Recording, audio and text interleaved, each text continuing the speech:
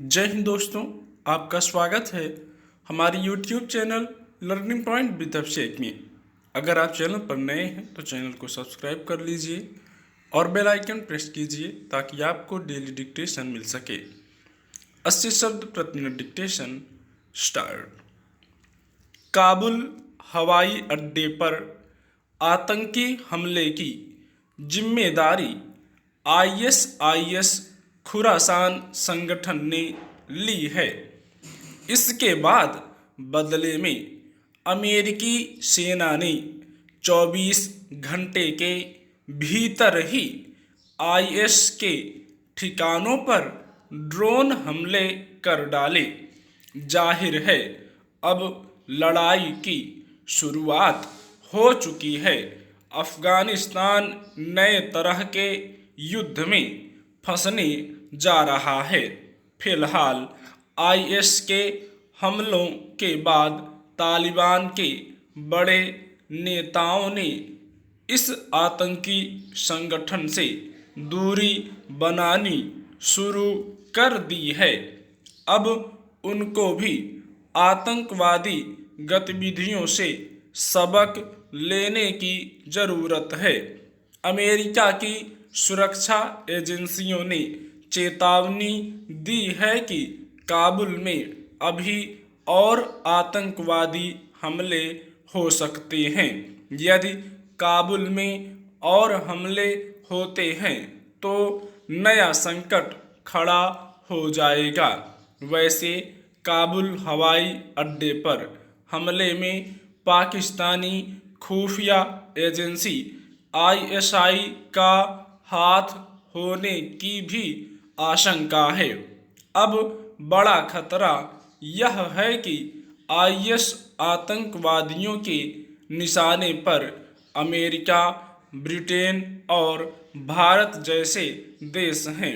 यदि अमेरिका लगातार आतंकवादियों पर हमले कर उन्हें खत्म करने का अभियान जारी रखता है तो आतंकवादी गुट भी चुप बैठने वाले नहीं हैं। उनके सीधे निशाने पर अफगानिस्तान में मौजूद अमेरिकी सैनिक होंगे।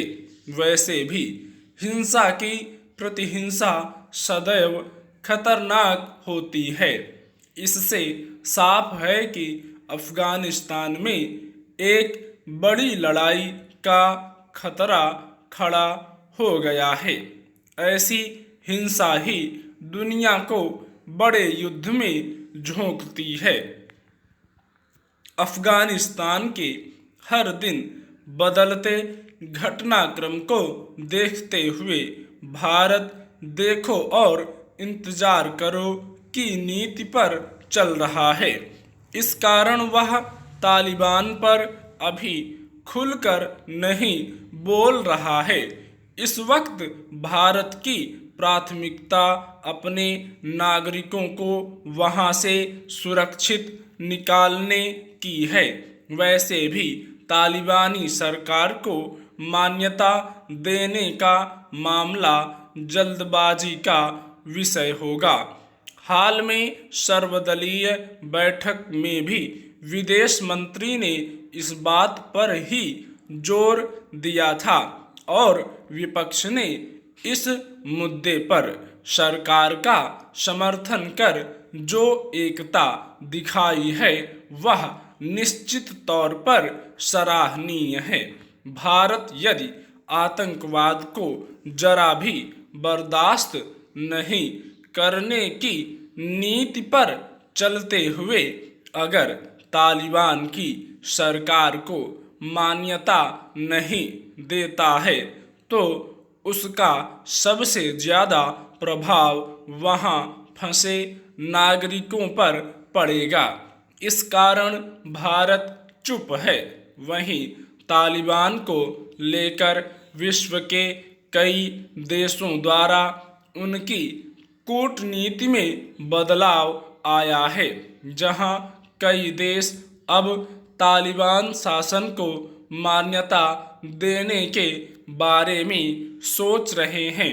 संभव है कि भारत का रुख भी कुछ वैसा ही बनने लगे, क्योंकि भारत का अफगानिस्तान में बड़ा निवेश है और कूटनीति यह भी कहती है कि कभी कभी दुश्मन को भी दोस्त बनाना पड़ता है। स्टॉप।